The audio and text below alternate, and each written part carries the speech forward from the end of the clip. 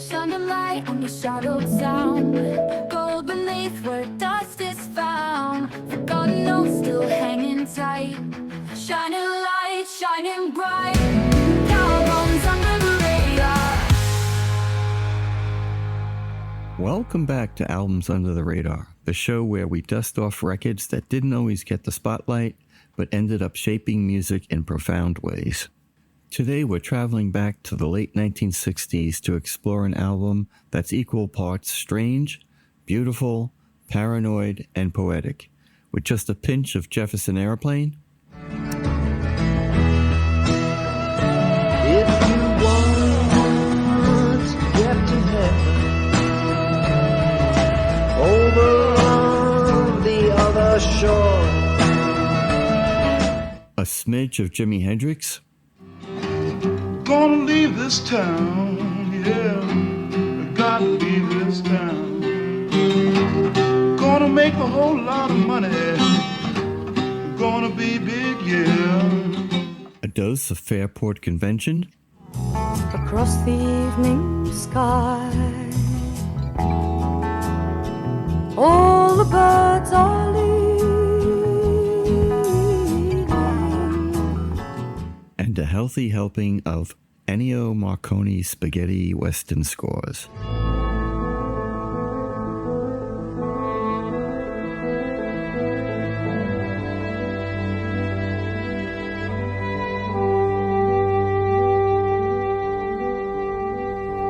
With a sliver of mariachi band music thrown in for good luck.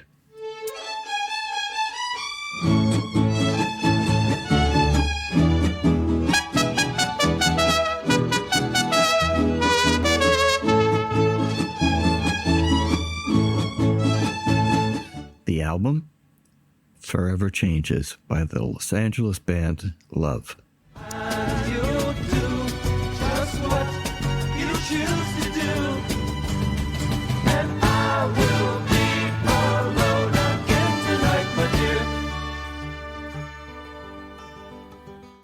Now you might be thinking, wait, Love? Who? And that's exactly why we're here. This is a record that didn't burn up the charts at the time, and personally, it took me repeated listens to finally appreciate this album. And when I did, I fell in love with it. Ask critics, musicians, and die-hard fans today, and you'll hear the same thing. Forever Changes is one of the greatest albums of all time. So let's dive right in. I hear you calling my name.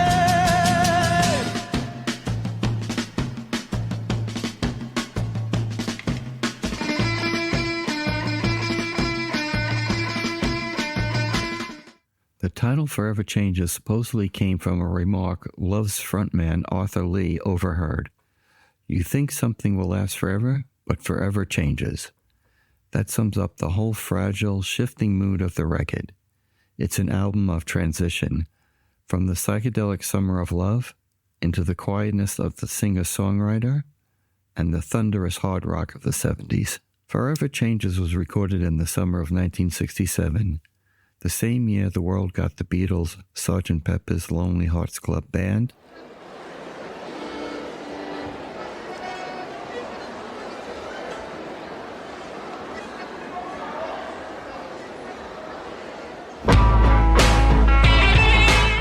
The Doors' self-titled debut album, Time to live, time to lie, time to laugh, time to die. and the self-titled The Velvet Underground and the Nico album.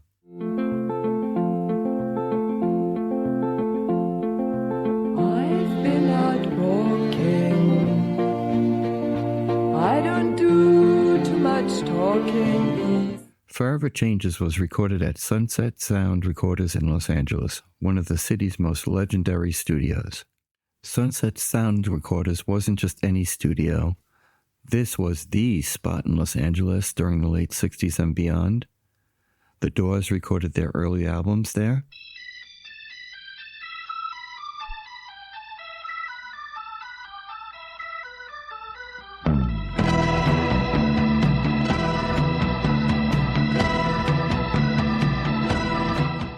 It's where the Rolling Stones cut parts of Exile on Main Street.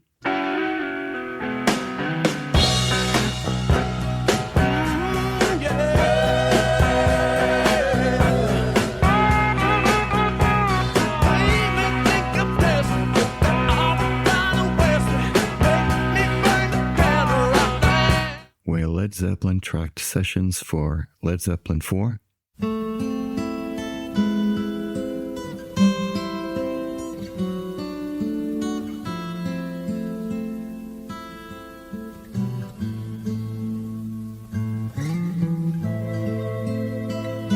And years later, Prince would record much of Purple Rain in the same room.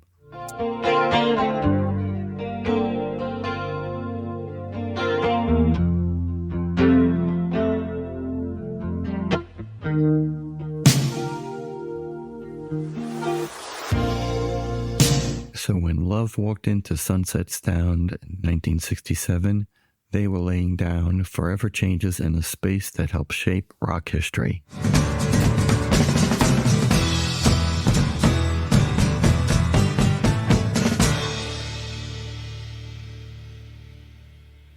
Other albums shouted with bold colors. Forever Changes whispered. It fused psychedelic rock with folk strumming, Baroque pop flourishes, classical and mariachi-style horns. It's lush and dreamy, but also filled with paranoia, like a diary of the times with cracks showing through the optimism. The album was produced by Bruce Botnick, best known for his work with The Doors, alongside Love's frontman Arthur Lee, who co-produced.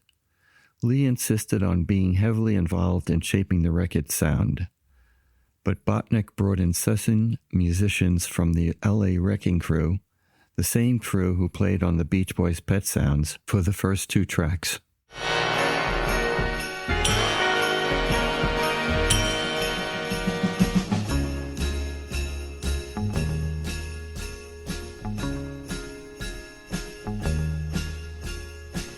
Lee was furious, but after that wake-up call, the rest of the album was performed by all the members of Love themselves. The result was a mix of meticulous studio polish and raw band chemistry, perfectly capturing the fragile, haunted atmosphere that makes Forever Changes so unique. I love you. Oh, oh, oh.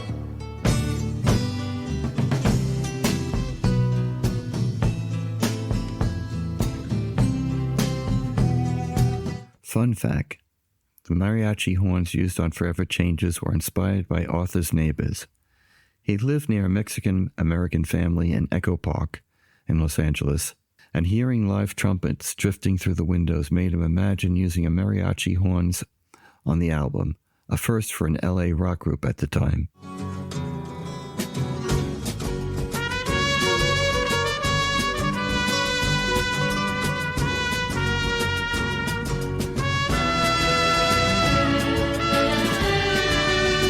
At first, Forever Changes wasn't a hit. In the US, it barely charted. In the UK, it did slightly better, but still flying way under the radar. And yet, as the decades passed, its reputation grew and grew. Rolling Stone magazine, Mojo, NME, you name it, they now place it near the very top of the greatest albums ever recorded. It's even entered into the U.S. National Recording Registry in 2012 by the Library of Congress. Sitting on a hillside, watching all the people die. I'll feel much better on the other side. So who was Love? They were a racially diverse rock band out of Los Angeles, fronted by Arthur Lee, a mysterious, sometimes difficult, always fascinating songwriter. Lee had a way of pouring raw emotion over poetic lyrics, and he had the vision to blend rock with sounds no one else was trying in LA.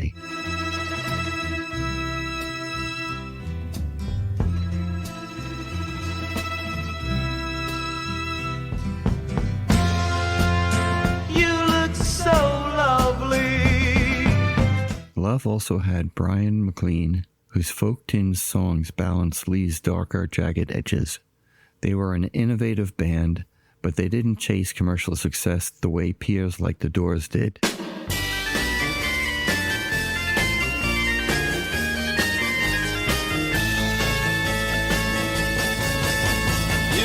it would be untrue.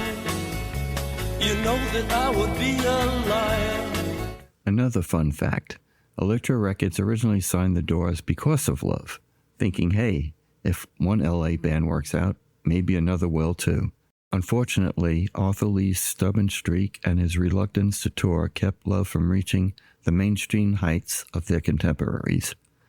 But in a way that kept Forever Changes special, like a secret past between listeners. Also, Lee's competitiveness with fellow Love songwriter Brian McLean set in motion a sort of Lennon and McCartney songwriting rivalry that pushed both songwriters out of their comfort zone for some really unique results.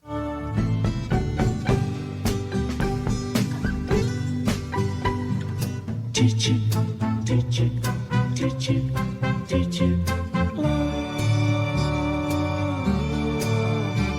When Arthur Lee went into the studio to record Forever Changes, he was convinced he was dying from an undiagnosed illness he believed he had. That he treated the whole album like it might be his last artistic statement. That sense of, this might be my goodbye to the world, gives the record its eerie, almost haunted vibe.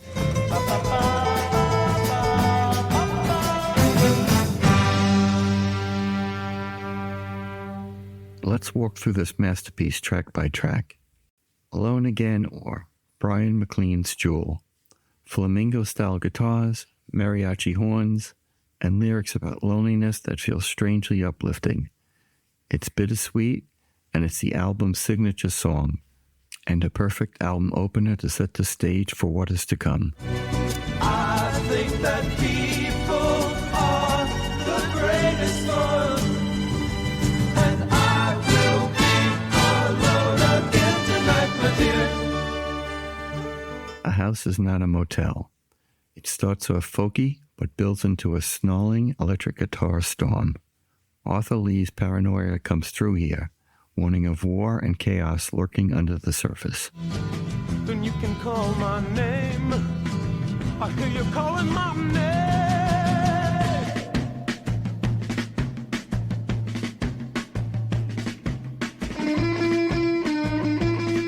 And more again. Soft, dreamy, almost a lullaby. A moment of fragility and beauty among the tension in the world. And you don't know how much I love you. Oh, oh,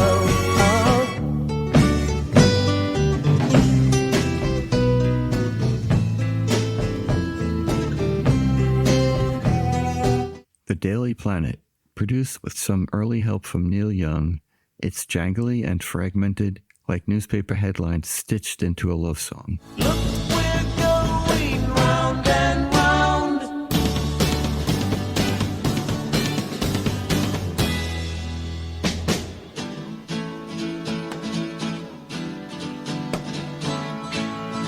Old Man, another Brian McLean song.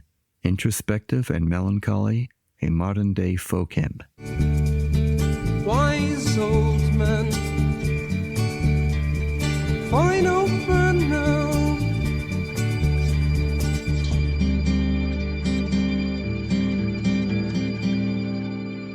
Telephone, one of the darkest tracks. Themes of race, mortality, and wartime dread fears. Delivered with the haunting line, they're locking them up today, they're throwing away the key. It's poetic and chilling at the same time. All of God's children gotta have their freedom.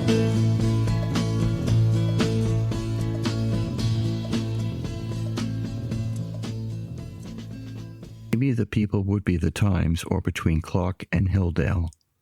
It's up-tempo, jazzy, and playful.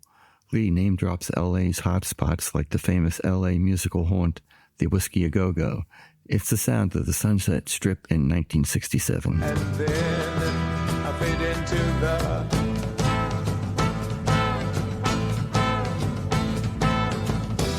crowds of people standing everywhere.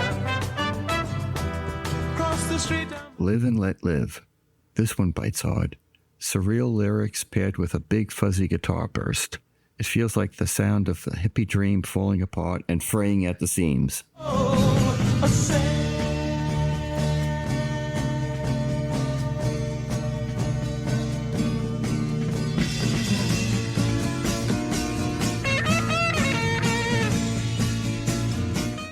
The Good Humor Man, he sees everything like this. It's light, airy, like a psychedelic daydream floating by.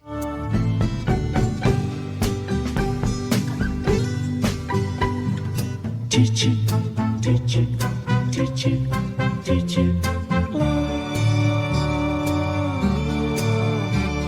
Bummer in the Summer, a quick, punchy folk rock jam. It's Arthur Lee doing his best Dylan impression. Short, sharp, and gone in under 3 minutes. No, there, it's just a farm tour.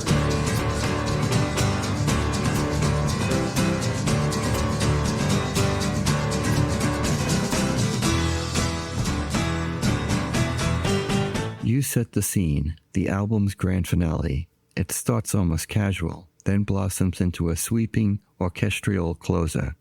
Arthur Lee declares, "This is the time in life that I am living." It feels like both a goodbye to the album and a farewell to the 60s optimism. It's an epic closing song to an epic 60s album. I'll see your picture. It's in the same old frame. We meet again. So why does Forever Changes matter? At the time, Love didn't push it. They rarely toured, and Arthur Lee wasn't interested in promotion at all. But musicians were listening, from Bob Dylan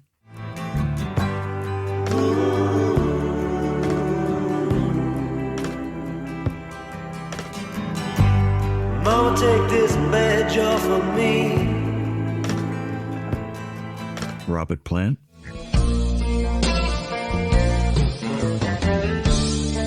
Time and again, I see you walking down the street, over and over. Ozzy Osbourne, Times have changed and times are strange. Here I come, but I ain't the same. Mama, I'm coming home. Echo and the Bunnymen, I want it now. I want it now. Not the promises of what tomorrow brings. and the Stone Roses.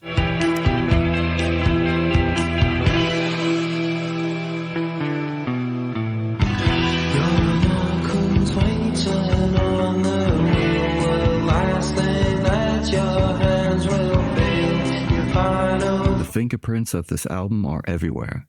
Even Johnny Rotten, yes, the sneering Sex Pistol frontman, called it one of his favorite records. This is not a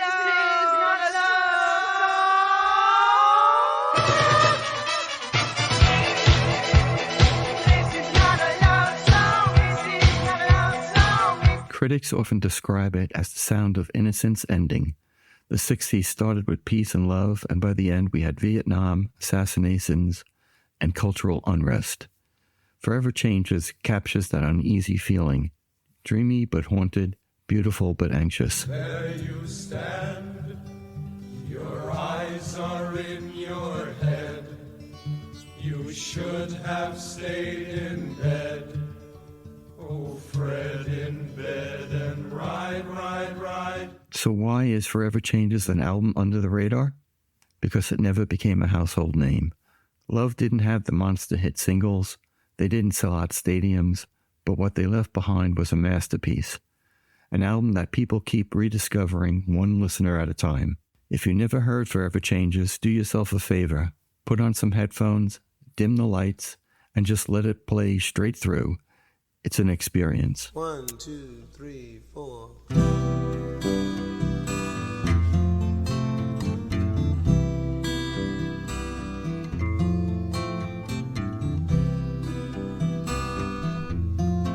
Okay, thanks for joining me on this journey into the strange poetic world of love.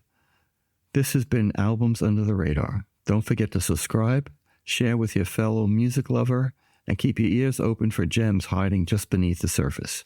I hope you enjoyed the album featured in this podcast as much as I did, and you're looking to get a vinyl copy. There's a link in the podcast notes from our affiliate sponsor. You can order it online right there. And head over to the Albums Under the Radar Spotify page to stream and listen to this and all the albums featured on this podcast. The link is in the show notes as well. And get ready for some exciting upcoming episodes. We'll be diving into albums under the radar from artists including the Beatles, Dig a Pygmy by Charles Hawtrey and the Deaf Aids. Phase 1, in which Doris gets her oats.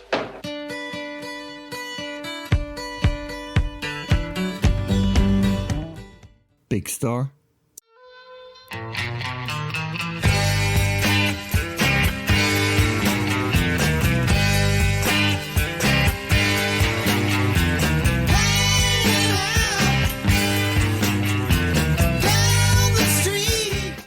the Beach Boys,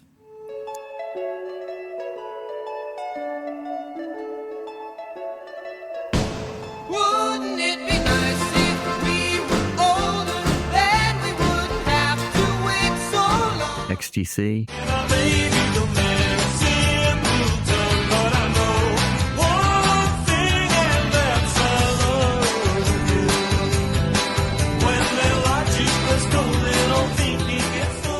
the Byrds,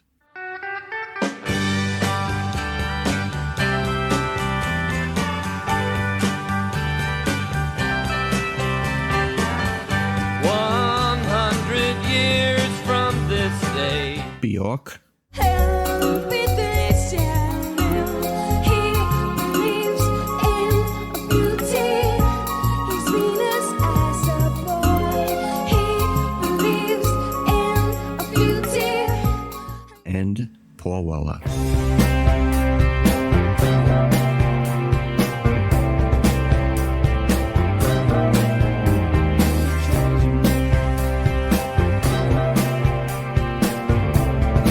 All right, until next time, keep listening for those forever changes. Under the radar.